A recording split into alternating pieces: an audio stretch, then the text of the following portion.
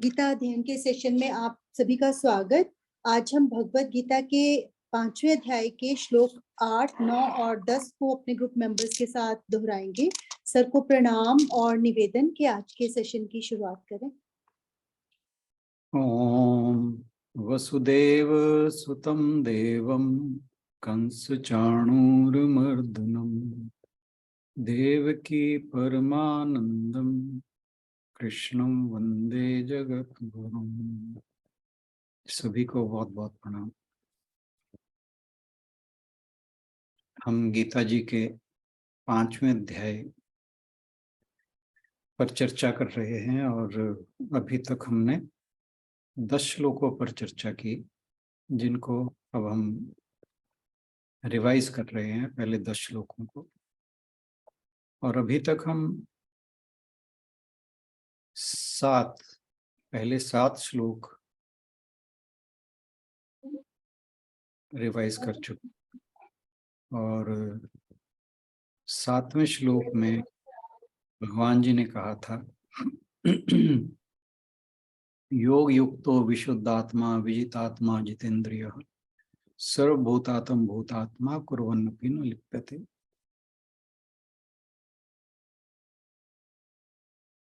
तो जो योग युक्त है, जिसका मन शुद्ध है, जिसने अपने शरीर को अपने नियंत्रण में कर रखा है, जिसकी इंद्रियां अपने संयम में है,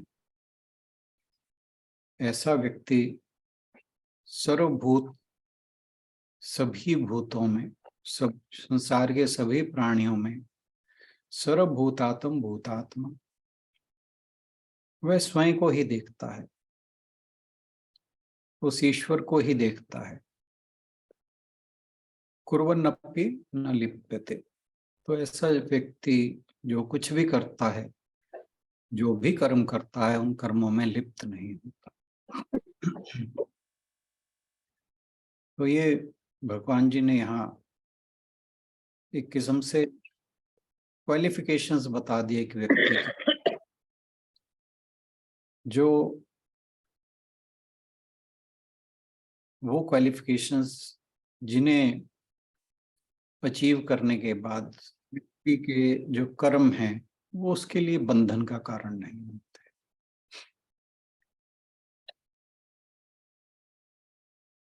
और ये जो भी बातें बताई हैं वो भगवान जी बता रहे हैं कि ये जरूरी नहीं है कि इसके लिए आपको सन्यासी होना आवश्यक है। ये सारी जो भी क्वालिफिकेशंस हैं, ये व्यक्ति एक गृहस्थ आश्रम में रहता हुआ भी इनको प्राप्त कर सकता है। और इसलिए यहाँ पर कहा कि ऐसा कर्म योगी, जो योग युक्त की बात हो रही, और फिर ऐसा व्यक्ति संसार में उसका व्यवहार कैसा रहता है, उसका दृष्टिकोण क्या है। ऐसा व्यक्ति को हम सिद्ध पुरुष कह सकते हैं या रियलाइज्ड सोल कह सकते हैं, क्योंकि ऐसा व्यक्ति जिसे कहा सर्वभूतात्म भूतात्मा, वो अपने वास्तविक स्वरूप में सदा ही स्थित है। तो ऐसे व्यक्ति को हम सिद्ध पुरुष या स्थित प्रज्ञ कह सकते हैं। और ऐसे व्यक्ति का दृष्टिकोण कैसा होगा जीवन के प्रति, वो भगवान जी इन 8वें 9वें श्लोक में बताते हैं। सुनीता बहन जी से अनुरोध के इन श्लोकों पर अपने विचार प्रस्तुत करें। हरिओम जी। हरिओम। मैं श्लोक पढ़ देती हूँ। हरदीप भाई साहब पहले बोलना चाहेंगे या मैं बोल दूं? आप ही बोल दीजिए बहन जी, हम तो आपके ठीक है, पीछे पीछे मैं पढ़ ऐड कर लूं। ठीक है, ठीक है, ठीक है, ठीक। श्लोक में इकट्ठे पढ़ देती हूँ क्योंकि दोनों का इकट्ठा ही है सारा। श्लोक नंबर 8 फिर 9। नैव किंचित करोमीति युक्तो मन्येत तत्त्ववित् पश्यन् शृण्वन् स्पृशन् जिघ्रन् अश्नन् गच्छन् स्वपन् श्वसन् प्रलपन् विसृजन् गृह्णन् उन्मिषन् निमिषन्नपि इन्द्रियाणि इन्द्रियार्थेषु वर्तन्त इति धारयन्। इसमें हम अभी तक जो करते आए हैं उसमें हमें बार बार भगवान जी यही बताने की कोशिश कर रहे हैं कि कर्मयोगी किसी भी तरीके से सन्यासी से कम नहीं है, रादर वो उनसे बेटर ही है, क्योंकि जिन सर्कमस्टांसेस को एक गृहस्थ या कर्मयोगी फेस करता है वो सर्कमस्टांसेस सन्यासी को फेस नहीं करने पड़ते हैं। और कर्मयोग में चलते चलते उसकी आत्मशुद्धि होती है और उसके कर्म उसको किसी भी तरीके से अपने में बांधते नहीं हैं और वो उसका कोई बंधन का कारण नहीं बनते हैं। अगर एक कोई सन्यासी कहता है कि वो सन्यासी बन गया लेकिन उसकी डिजायर्स अभी पूरी तरह खत्म नहीं हुई है तो वो दुखी ही रहेगा, क्योंकि उसका वो योग युग तभी नहीं हुआ, उसके मन में वो इच्छाएं बार बार उसको परेशान करती रहेंगी और उसका शरीर इंद्रियां उसके संयम में नहीं है। तो ऐसे में वो परेशान होगा, वो ये जो भी वो करेगा वो उसको बंधन में डालने वाला होगा। तो ऐसे में आवाज नहीं आ रही। आप चेक करो दीदी, सबको आ रही है वैसे, ठीक है आवाज तो। आप चेक करो, दोबारा ज्वाइन कर लो। पर जो योग युक्त हो गया है उसको उसका अपने शरीर पर अपनी इंद्रियों पे पूर्ण संयम है। ऐसे में उसका कोई कर्म उसको बांधता नहीं है और ऐसा जो सर्वव्यापी ऐसा मनुष्य, ऐसा जो व्यक्ति है वो उस परमात्मा में ही स्थित हो गया है। तो उसके जीवन का क्या दृष्टिकोण है, उसका व्यवहार कैसा है, वो चीज अब हम देखेंगे इस 8वें और 9वें श्लोक में कि वो किस तरह से होता है वो। तो यहाँ पे हम एक सिद्ध पुरुष की बात कर रहे हैं जो जिसको हम कह सकते हैं कि वो एक सन्यासी भी है। वो चिंतन मनन के द्वारा पूर्ण ज्ञान निष्ठा को प्राप्त करता है और जो कर्मयोगी मुझे है आवाज नहीं आ रही। आप एक बार अपना वो चेक कर लो, क्योंकि वैसे तो मेरा ख्याल है आ रही है सबको। मैन जी आपके उसमें ही इशू है, आवाज फर्स्ट क्लास आ रही है, आप अपना सिस्टम चेक करो। तो कर्मयोगी जो है वो निष्काम कर्म करता है और उससे उसका चित्त शुद्ध हो जाता है और वो भी उसी आत्मज्ञान को प्राप्त कर लेता है और परमात्मा के स्वरूप में युक्त हो जाता है। वो पूर्ण वो पूर्ण रूप से ज्ञान निष्ठा को प्राप्त हो जाता है तो उसके लिए कोई काम शेष नहीं रहता है। मतलब वो जो भी काम करता है वो उस परमात्मा को अर्पित करके करता है, तो उसका वो किसी भी कर्म से बंधता नहीं है और वो करता हुआ भी वो अकर्ता ही रहता है। जैसे उसको ये समझ आ गई है कि ये सब भ्रम है और इसमें मतलब ये कुछ नहीं है, जो असली तत्व है मुझे वो ही पाना है। उसमें किसी तरह का कोई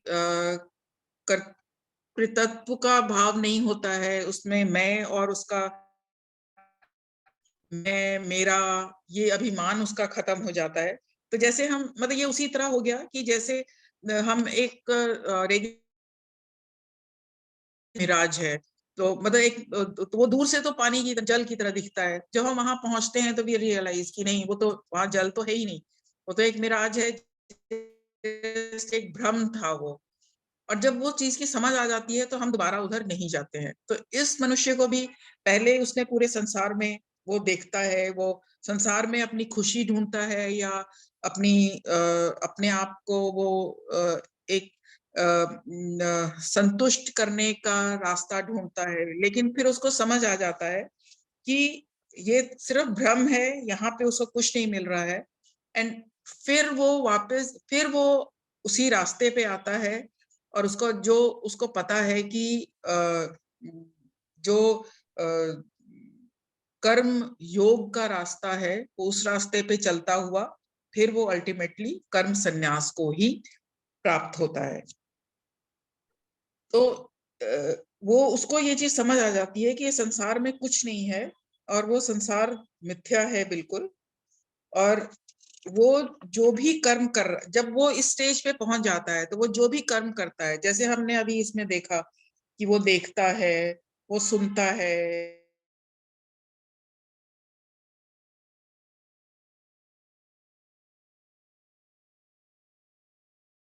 सूंघता है, बोलता है, त्यागता है, कुछ ग्रहण करता है।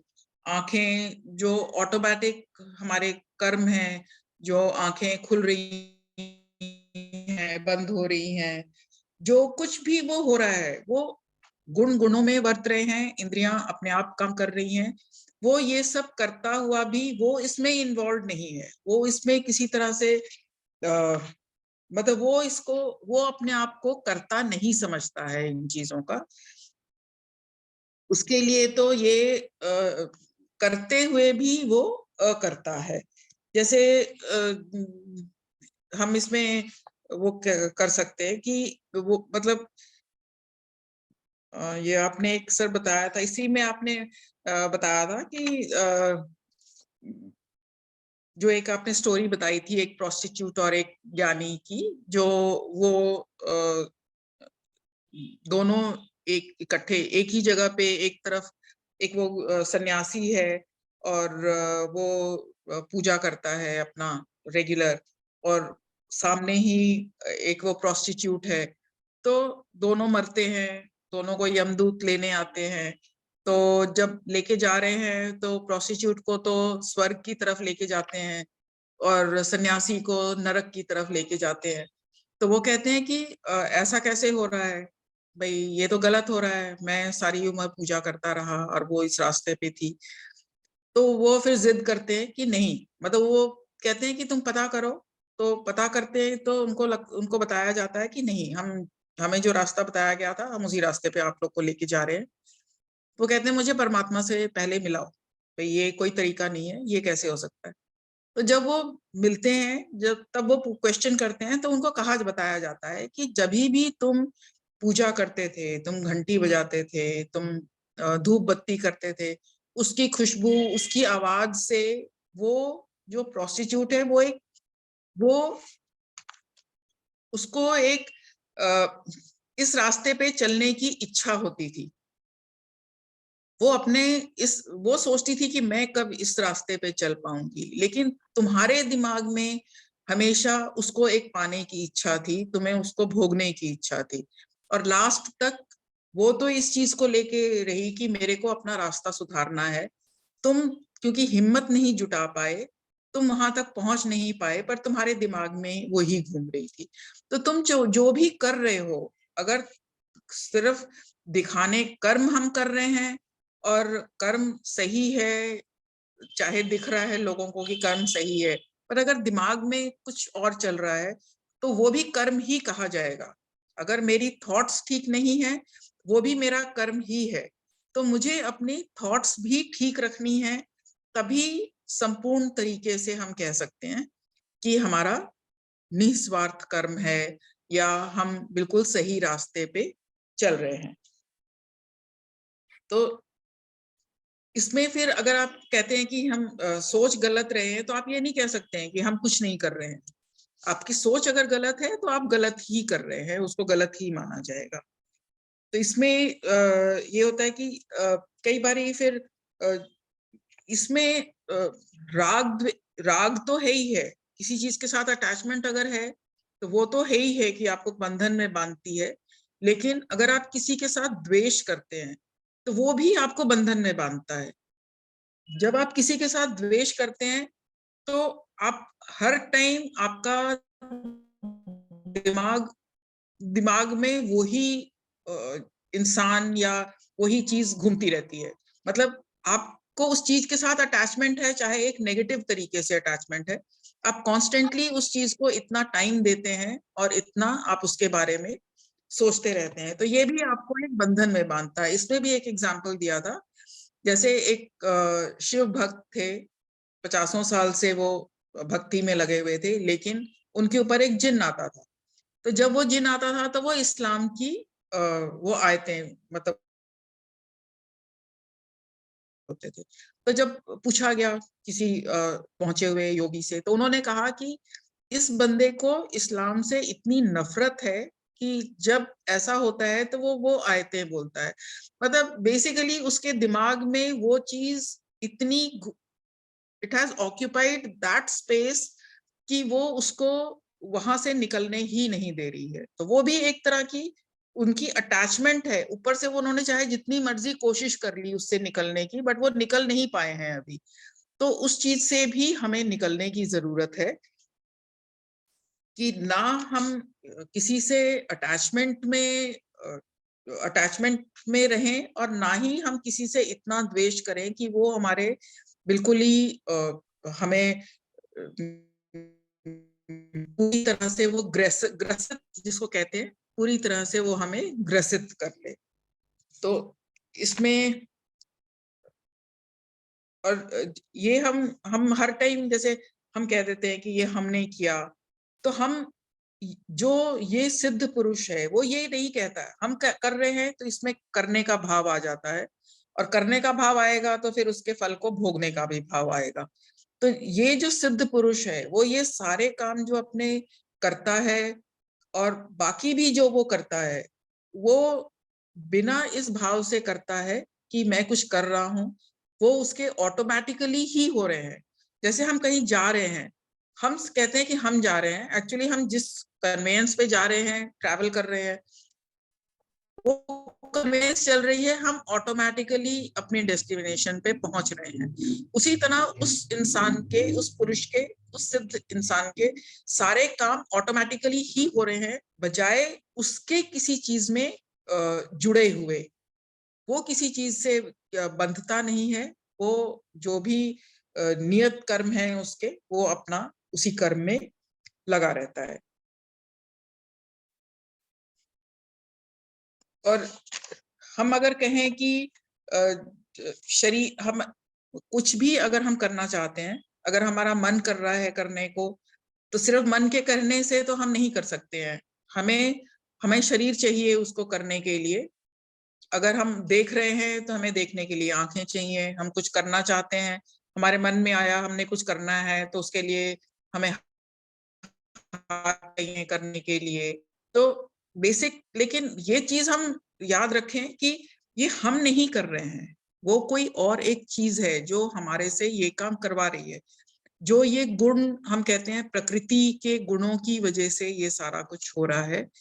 लेकिन हम जब कहते हैं कि ये हम कर रहे हैं, तो ये नहीं है। जो तत्व पुरुष है, जो योगी है, जो सिद्ध पुरुष है, वो इस चीज को समझता है। जैसे हम ज्वेलरी लेने जाते हैं तो हम, मतलब गोल्ड वही है, चाहे हम उसको रिंग के फॉर्म में ले, हम उसको बैंगल के फॉर्म में ले, हम उसको चेन के फॉर्म में ले, बट उसका बेसिक तत्व तो वो गोल्ड ही है, और हम उस गोल्ड पे ही ध्यान देते हैं। इसी तरह हमें उस परमात्मा तत्व को ही समझना है कि सब कुछ वही है, और वो ही वो परमात्मा तत्व ही है जो हमारे से सब कुछ कराता है। और जब हम इस चीज को रियलाइज कर लेते हैं तो हम, मतलब ये वो उस सिद्ध पुरुष के लक्षण है कि जब वो इस चीज को रियलाइज कर लेता है, वो उस स्टेज पे पहुंच गया है कि वो इस चीज को रियलाइज कर लेता है कि उसका हर कर्म उसके लिए ही है, और वो जो कर रहा है वो एक निमित्त मात्र ही है। तो इस सिचुएशन में वो सब कुछ जो भी करता है वो करते हुए भी अकर्ता ही रहता है। वो उसका खुद का कोई वो ये नहीं समझता कि मैं कर रहा हूं, वो उसका भाव खत्म हो जाता है। सर मैं इतना ही बोलना चाहूंगी।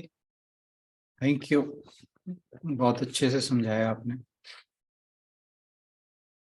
एक चीज और, आपका एक क्वेरी पेंडिंग थी गुणागुणेषु वर्तनता वाली। आपने हाँ जी आप सर, हाँ जी आप दोनों श्लोक जब लिए थे तो मेरे ख्याल आप उन दिनों थी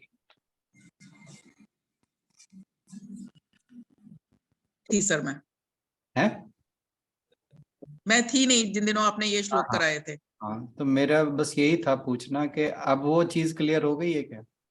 सब वो क्लियर हो जाती है, एक बार तो हो जाती है, बट मेरे को वो एक वन लाइनर चाहिए जो मेरे को just get me out of it. Okay कि मतलब मैं एक बार को जब करती हूँ, मैं करती हूँ तो मैं समझ जाती हूँ, बट फिर मेरे को लगता है कि नहीं, थोड़ी देर के बाद मतलब वो शायद मेरा कंसेप्शन क्लियर नहीं हो रहा है पूरी तरह। एक बार को तो समझ आ ही जाता है मेरे को उस टाइम, फिर मेरे को लगता है अभी भी जैसे मेरे को लगा कि जैसे हम कहते हैं कि गुण गुणों में बरत रहे हैं, मतलब ये प्रकृति के हिसाब से चल रहा है। हाँ मतलब जी, इंद्रियां, मतलब मेरी आंख है वो देख रही है, मेरे कान हैं वो सुन रहे हैं। तो मतलब मेरे को यही समझ आ रहा है कि ये प्रकृति की वजह से है कि मेरी आंख है तो मेरे को दिख रहा है, मेरे कान हैं मेरे को सुन रहा है, मतलब टच है, सब कुछ है। लेकिन फिर बीच में कहीं आके कुछ अटक जाता है। इसमें दो चीजें समझने की हैं। ये जिसकी आपने बात की ये इंद्रियों का व्यवहार है, बल्कि इसको शास्त्रों में कहा जाता है इंद्रियों का व्यापार।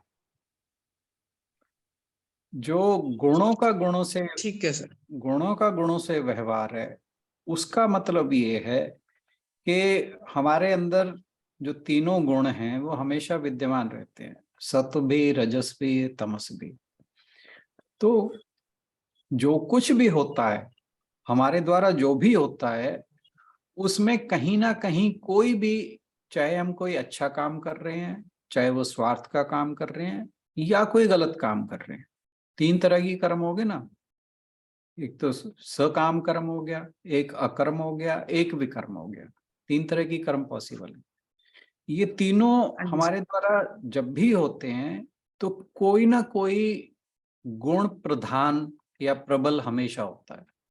अकर्म जब होगा वो तब होगा जब हमारे अंदर सत्व गुण बिल्कुल उसकी प्रकाष्ठा होगी।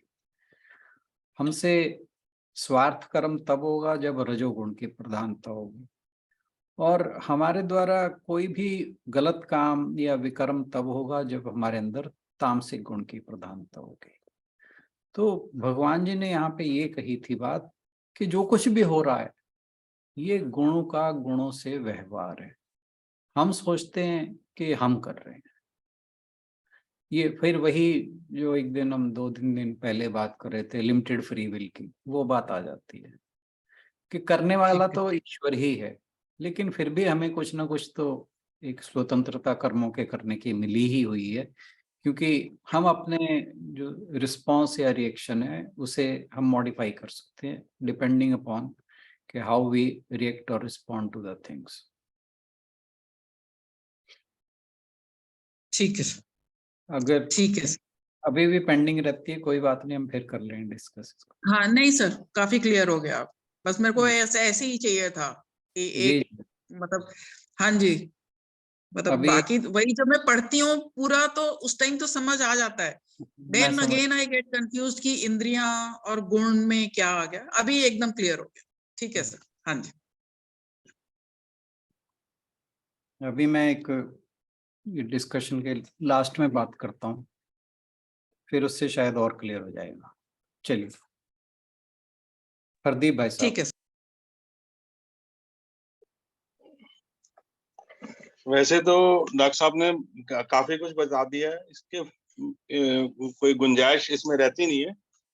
लेकिन इस चैप्टर को अगर हम थोड़ा सा शुरू से एक बार फिर से नजर मार लें तो थोड़े हमारे कंसेप्ट और क्लियर हो जाएंगे, ये मेरा मानना है। जैसे पहले श्लोक में अर्जुन जी अपना संशय जाहिर करते हैं भगवान के सामने कि आप कभी तो जो है कर्मयोग की प्रशंसा करते हो और कभी संन्यास की या ज्ञान योग की प्रशंसा करते हो। आप मेरे को क्लियरली बताओ कौन सा मेरे लिए उचित रहेगा। तो भगवान जी उसकी मनोस्थिति या उसके स्वभाव के हिसाब से उसे कहते हैं। वैसे तो दोनों ही ठीक हैं, दोनों में एक का अच्छी तरह अनुसरण किया भी हमें जो है मोक्ष की प्राप्ति दिलवा सकता है, लेकिन क्योंकि तुम्हारा स्वभाव एक क्षत्रिय का है तो तुम्हारे लिए जो है युद्ध करना ही उचित रहेगा। या जैसे कह सकते हैं कि जैसे हम गृहस्थ और सन्यास को ले सकते हैं, जैसा मैंने आपसे सुना है और समझा है।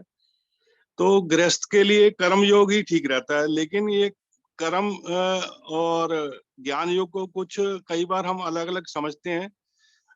अगर कर्म करते हुए थोड़ा सा हम जो है अपना विवेक को जागृत रखें तो जो है धीरे धीरे हमारे अंदर जो है कर्म योग के साथ ज्ञान के साथ करने से हमारी बुद्धि थोड़ी सी परिष्कृत हो जाती है या इम्प्रूव हो जाती है। जैसे कि श्लोक नंबर 3 में भी भगवान जी ने कहा है कि जो भी व्यक्ति है जो जिसको थोड़ा बहुत ज्ञान की उपलब्धि होनी शुरू होती है तो वो कोई भी कर्म फल से घृणा नहीं करता है, ना ही किसी कर्म फल की इच्छा करता है, तो उसको भी सन्यासी ही समझना चाहिए। और जो है अज्ञानी जो है वो इसको अलग अलग सांख्य योग को कह लो, कर्म योग को अलग अलग समझते हैं, लेकिन बिना कर्म योग किए जो है हमें जो है कर्म संन्यास की भी प्राप्ति नहीं हो सकती। तो इसमें जो अगर हम एक कर्म योग में अपने ज्ञान को धीरे धीरे रिफाइन करके करते हैं, जब हम अपने कर्म करते हैं तो हमारे में भी इम्प्रूवमेंट आनी शुरू हो जाती है। और फिर जैसे वो छठे श्लोक में उन्होंने इस बात को क्लियर भी किया है कि जो है कि अगर हम ये सोचें कि हम सब कर्मों का परित्याग कर दें तो हम सुखी हो जाएंगे और परमात्मा को प्राप्त कर लेंगे, तो वो संभव नहीं है। तो इसके लिए हमें जो है अपनी चेतना को या अपने जो ज्ञान को प्रशिक्षित करना पड़ेगा, जिसके लिए हमारे पास ये श्लोक नंबर 7 में भी किशन भगवान जी ये बताने की कोशिश करते हैं कि जब हम कर्म करते हैं और विशुद्ध आत्मा बन के कर्म करते हैं तो हमने अब मन और इंद्रियों को जब अपने वश में कर लिया होता है तो हमारे जो कर्म होते हैं वो सबको अच्छे भी लगते हैं, और जो ज्ञानी पुरुष होते हैं जिसको उन्हीं उनको ये गति यानी ये स्थिति प्राप्त हो जाती है, तो उससे जो है उनको कर्म बंधन में नहीं बांधते। और बेसिकली ये जो है 8वां 9वां श्लोक भी जो है ना, ये श्लोक नंबर 7 की एक्सटेंशन है, जिसमें भगवान जी फर्दर उसको एक्सप्लेन करते हैं कि जब आदमी जो विशुद्ध हो जाता है या ज्ञान को प्राप्त हो जाता है तो कर्म तो वो आम इंसान की तरह ही करता है, वो सुनने का, स्पर्श करने का, लेकिन जो है वो ये अच्छी तरह जानता है कि मैं कुछ नहीं करता, जो सब कुछ जो हो रहा है वो बेसिकली जो है प्रकृति के गुणों के कारण हो रहा है, और जो है इंद्रियां अपने अपने विषयों में बरत रही हैं। बिल्कुल सही। ठीक है sir, thank you. Thank you, बहुत अच्छे से आपने समराइज कर दिया सभी श्लोकों को। Thank you so much. हाँ जी, और कोई?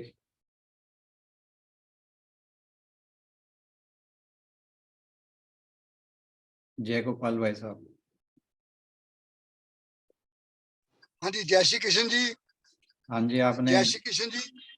जय श्री कृष्ण, आपने तैयारी कर रखी थी सारे श्लोकों की, इसलिए मैंने आपका नाम लिया। मैं वैसे कार भी चला रहा, मैं कार चलाते चलाते कहीं कहीं नेटवर्क चला जाएगा, तो बस यही मैं तो हाँ जी, तो यही था भाई, जो निष्काम कर्म योगी है, देखो ज्ञान योग को अच्छा मानते हैं, जो निष्काम कर्म योगी है वो ज्ञान योग सभी को मतलब सबसे ऊपर निखर के आता है। तो निष्काम कर्म योगी वो तो ये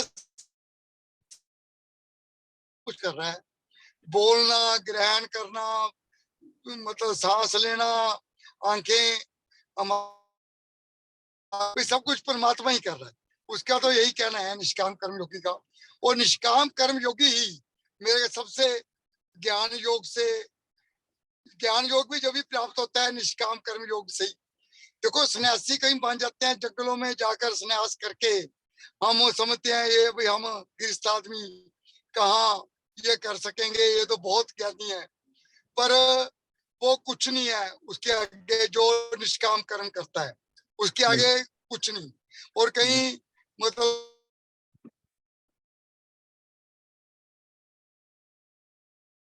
कहाँ इसके मुकाबले पहुंचेंगे, वो भी निष्काम कर्म योगी के आगे कुछ नहीं। निष्काम कर्म योगी तो वही है जो आप बार बार कहते हैं, समान सत्य शुद्ध, वो 3-4 जो आपने अनु सिखाए हुए यही कुम कुमा के दिमाग में हमारे आ जाते हैं भाई, इन्हीं नु हम अपना हर श्लोक में देखते चले जाते हैं।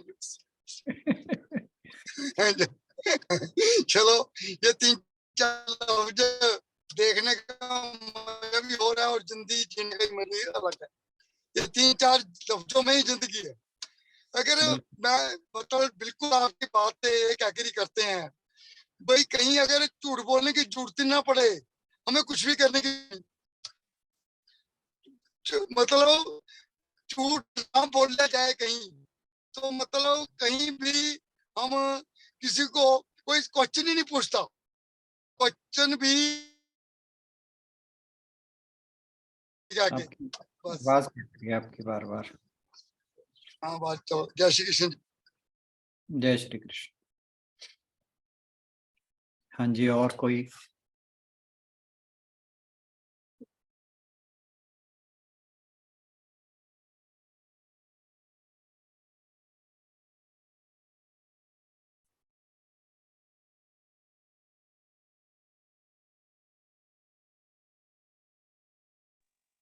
तो नेक्स्ट श्लोक की ओर बढ़े थे। चलिए।